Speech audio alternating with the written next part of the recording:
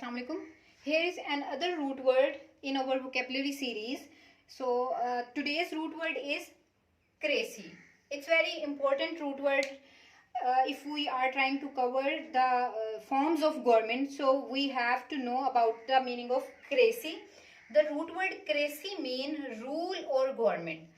All the form of governments have the crazy in its spelling. So crazy mean rule or government.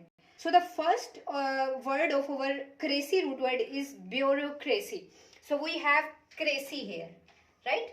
So crazy mean government or rule. So bureaucracy mean government run by officials. Bureaucracy में क्या होता है? Officials होते हैं. अब bureaucracy हमारे private और government दोनों सेक्टर्स में हो सकती है. ब्यूरोक्रेसी गवर्नमेंट सेक्टर्स में कैसी होती है? ब्यूरोक्रेट्स जो होते हैं वो गवर्नमेंट रन करते हैं किसके जरिए? ऑफिशियल्स के जरिए. ऑफिशियल्स कौन होते हैं? एक मखसूस पढ़ा लिखा तबका होता है, right? A segment of educated persons. So bureaucracy में क्या होता है? Government run bye officials. Next is democracy. हमने डेमो का रूट वर्ड पढ़ा था. डेमो का मतलब जिसमें हमने पढ़ा था लोग. डेमो का रूट वर्ड हम कवर कर चुके हैं. और क्रेसी मतलब रूल करना. डेमो मतलब पीपल. सो डेमोक्रेसी का मतलब हो गया government run by the people, as Pakistan is a democratic country. So democracy means government run by the people. अब डेमोक्रेसी में क्या होता है? डेमोक्रेसी में हमें जो है वो फ्रीडम होती है हर चीज़ की. हमारे जो बेसिक राइट्स हैं, फंडामेंटल राइट्स हैं, वो सिक्योर होते हैं in democracy form of government में. तो government run by the people. Next is monarchy. Monarchy form of government है. गवर्नमेंट रूल बाय किंग और क्वीन. अब मोनार्की में जो गवर्नमेंट होती है वो कैसी गवर्नमेंट होती है? किंग के या क्वीन के जरिए. अब जैसे यूके में था, रिसेंटली क्वीन की डेथ हुई है.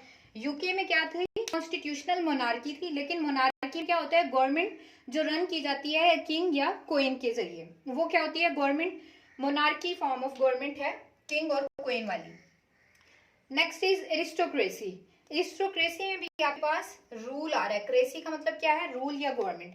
Aristocracy government by the nobles और लॉर्ड्स. एरिस्टोक्रेसी में कौन सी गवर्नमेंट होती है? जो नोबल्स के जरिए की जाती है या लॉर्ड्स के जरिए की जाती है. एनार्की.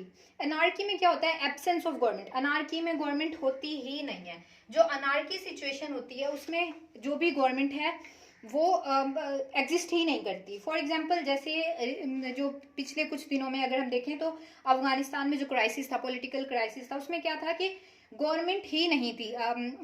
यूएस की फोर्सेस के विड्रॉल के बाद जो है वो पॉलिटिकल एनार्की पैदा हो गई थी. वहाँ पे एब्सेंस ऑफ गवर्नमेंट था. एनार्की में क्या होता है? गवर्नमेंट ही नहीं होती कंट्री में.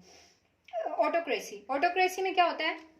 Here we have cracy government by one person. इसका मतलब क्या हुआ? डिक्टेटरशिप. ऑटोक्रेसी में क्या होता है? Government by one person. Dictatorship में जैसे हम हिटलर की एग्जांपल ले लेते हैं. हिटलर की जो गवर्नमेंट थी वो क्या थी? डिक्टेटरशिप थी. ओलिगार्की.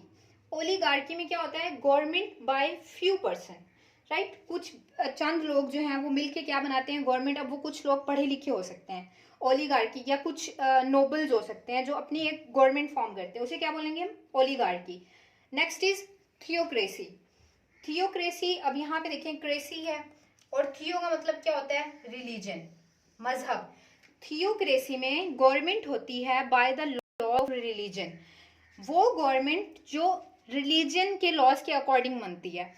अब इसकी एग्जांपल कौन से कंट्रीज बन सकते हैं? इसकी एग्जांपल सऊदी अरेबिया बन सकता है, क्योंकि वहाँ पे जो लॉज हैं वो हमारे रिलीजन के मुताबिक हैं. चोरी करने वाले के हाथ काट जाए. इसी तरह डिफरेंट जो शरिया लॉ है, जैसे कि अफगानिस्तान में बात होती है कि शरिया लॉ को इम्पोज किया जाए.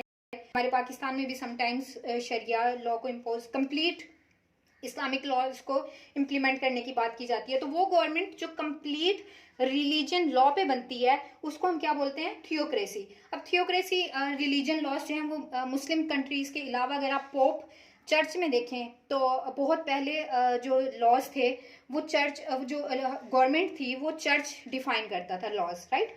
तो वो गवर्नमेंट क्या कहलाई जाएगी? वो थियोक्रेसी ही कहलाई जाएगी. अच्छा, 9 जो है वो सेकुलर. वो थियोक्रेसी का अपोजिट है सेकुलर. सेकुलर कंट्रीज कौन सी होती हैं या गवर्नमेंट कौन सी होती हैं? Government without the religions law.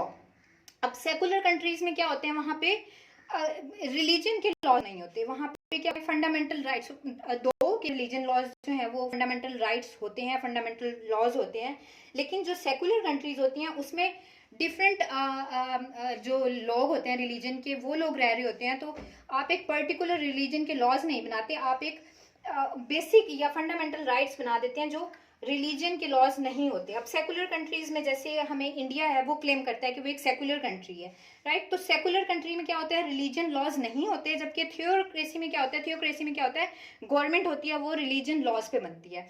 तो ये था क्रेसी का रूट वर्ड। इसमें आपको क्रेसी के जरिए तमाम जो है फॉर्म्स ऑफ गवर्नमेंट है वो पढ़ने को मिली हैं। तो हम एक और रूट वर्ड के साथ वीडियो बनाएंगे, तब तक आप हमारे चैनल को सब्सक्राइब कर लें। Thank you.